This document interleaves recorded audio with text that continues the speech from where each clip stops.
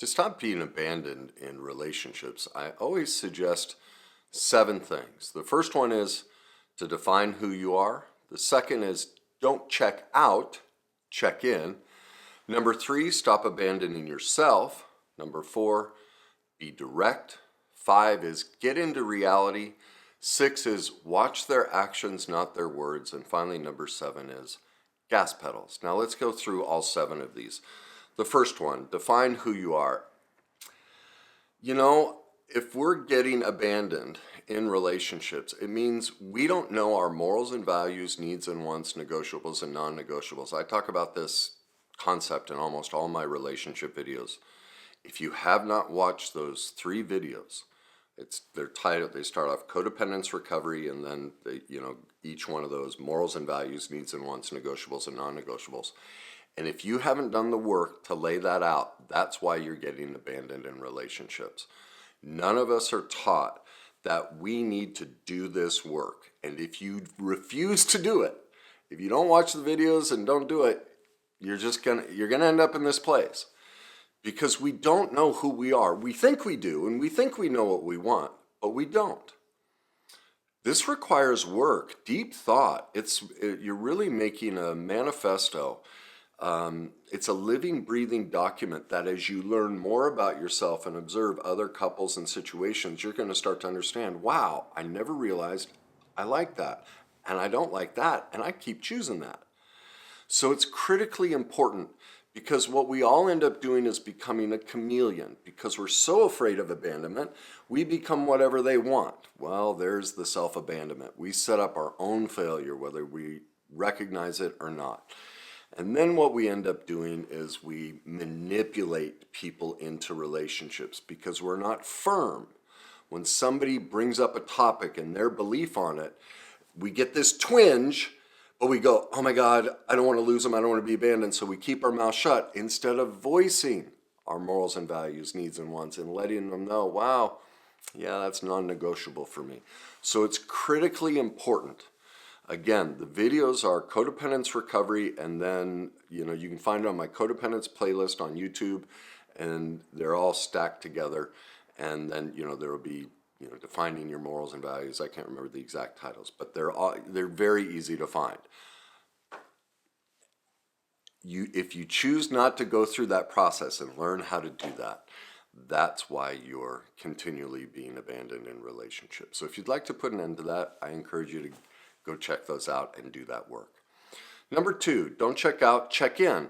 What happens to most people after they've been hurt and feel abandoned is they just quit. They just stop. I'll never get them. Men are terrible. Women are terrible. Well, let me ask you this. Did you play a sport growing up, or an instrument, or do you have some sort of hobby? Were you very good at it the first time? None of us were. We're all pretty terrible at it. Well, it's the same with relationships. I find it's fascinating. Many people will only, have 5 or less relationships in their life. And they just can't understand why they can't get it right. Well, did you try 5 times when you learned to play the flute or play basketball or whatever it was, and just go, oh, I'm not in the NBA, I quit, that's it. I'm not telling you to, have thousands of relationships, but my point is date with intention, date with purpose, learn, honestly, that's what I do.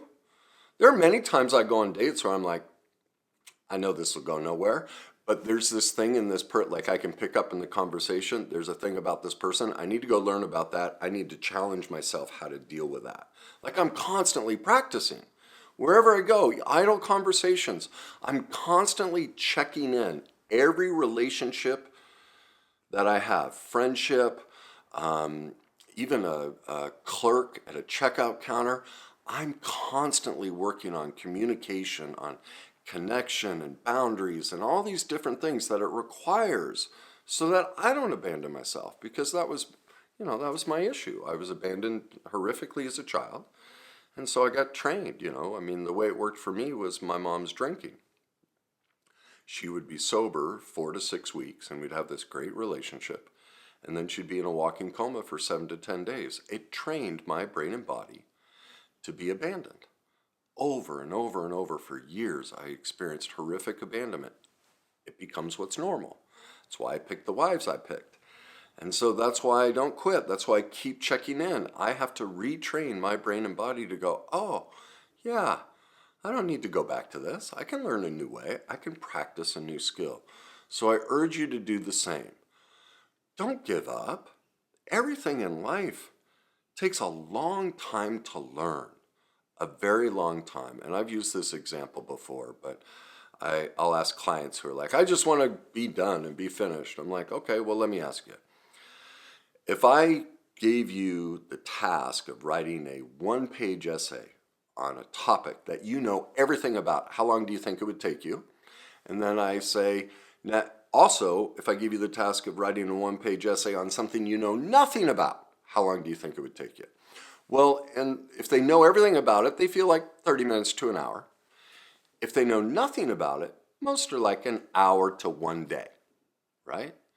And I gently remind them, wait a minute, it takes us all about 10 to 12 years. Remember, we all started in kindergarten. We had to learn how to form and shape letters. Then we had to learn how to group them into words. Then we had to learn how to spell them and memorize them.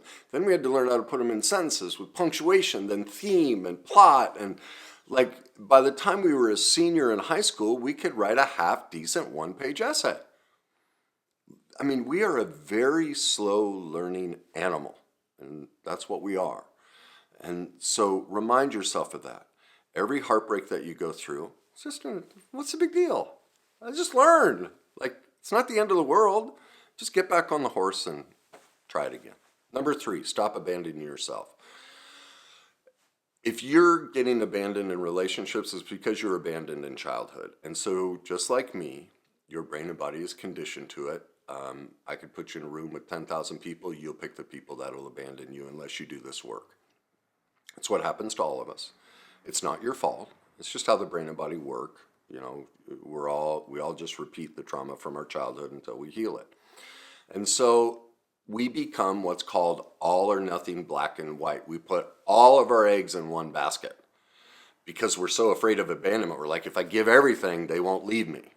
Well, that's not healthy. That's very codependent, and that sets up our abandonment. Okay, so that's the first thing. Stop putting all your eggs in one basket, in the relationship basket. Keep some of those for your personal relationship basket. So what I tell my clients is, I always suggest to them, I want you to start taking yourself on a date once a week. Doesn't matter what it is. You can go to the movies, you can go to the gym, but it's dedicated relationship time with yourself so that you can learn to build an intimate connection with yourself. And so that when you do find somebody who's attractive, it's like, no, I can't meet you Wednesday night. That's my date night. What do you mean date night? I thought we were seeing each other. Oh no, I date me. And I don't give that up for anyone. That's my time. And that can give you that separation, and you're not abandoning yourself. You can use that time to ponder the relationship and some of these other things I'm going to bring up. And you can keep yourself contained and not go black and white, all or nothing. All right? Number 4, be direct. One of the most difficult things when you've been abandoned as a child is you learned you have no needs and wants, because look at my situation.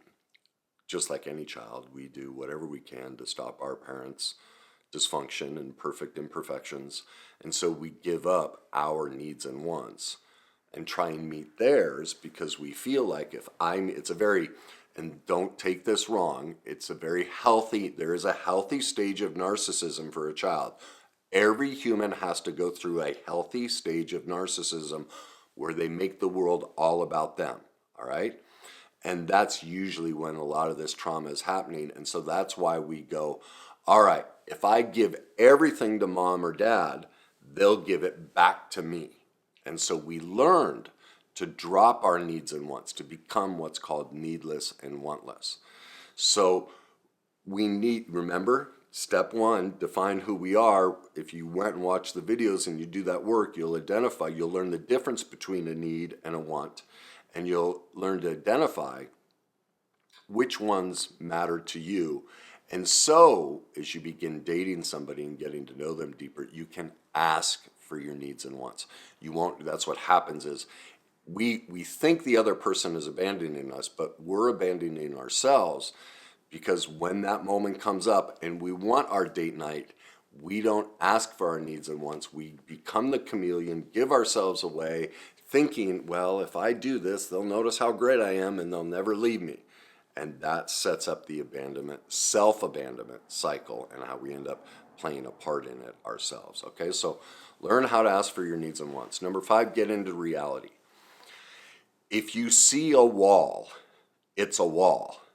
What I mean by this is, it's been my life experience, every person who gets abandoned a lot, from day one, sees red flags in the other person. But because of the abandonment issues from childhood that haven't been healed, because they don't know their morals and values, needs and wants, negotiables and non-negotiables, they tend to check out, not check in, and they constantly abandon themselves. They ignore the wall. I'll tell you how I used to do it. I'd sit across, I was just severely attracted to love avoidance and falsely empowered codependence. And because that's the dynamic I grew up with. And I remember, and I'd even say this, if the conversation got intimate enough and it felt right, the first couple dates or something, I'd say, there's this wall that you have, but behind it is this. And it's this fantasy that we create of, if they dealt with their stuff, this is who they could become. And that's where we're out of touch with reality. It's like, okay, that might be true, but they're showing you. I'm not going to live in that fantasy you have of this ultra perfect person you think I am. I am the wall. I am cold, I am manipulative, I am falsely empowered, I'm an avoidant, and I will leave you and abandon you.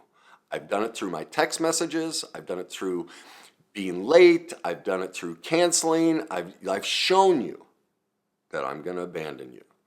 And so a wall is a wall. Quit ignoring what is right in front of you. That's the self-abandonment. And that's where we live in fantasy and ignore reality. So get yourself into reality. If you see a wall, it's a wall. Don't negate that. Number 6, and this will help you with that wall. Watch their actions, not their words. People that are falsely empowered codependents and that are love avoidance, their actions don't line up with their words. They do not hold themselves accountable. If you point out how they abandoned you in some way, they don't own it. That's a wall. So pay attention to that. Don't ignore that. Or they may sugarcoat come up with excuses instead of owning, you know what, yeah, that was rude of me. And next time, here's the plan I'm going to put in place so I don't do that to you. All right? That's what you're looking for. And then, do they follow up with the plan? Not just the words, because avoidance and falsely empowered codependents are masterful at, creating, wonderful apologies with no action. And so, hear the apology, and then watch what happens. Don't ignore the wall. If the actions don't match the words, you have your answer. So things I always pay attention to is, I'm busy. Oh, sorry, I just got busy. Okay, there is an incredibly rare time when people are busy.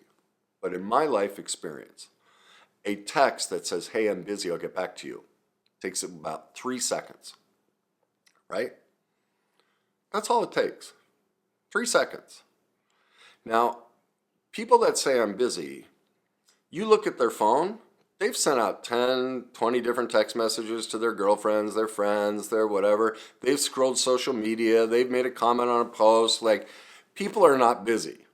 That's one of the things I keep an eye for. A woman who says, oh, I'm busy. I'm like, yeah, you're an avoidant.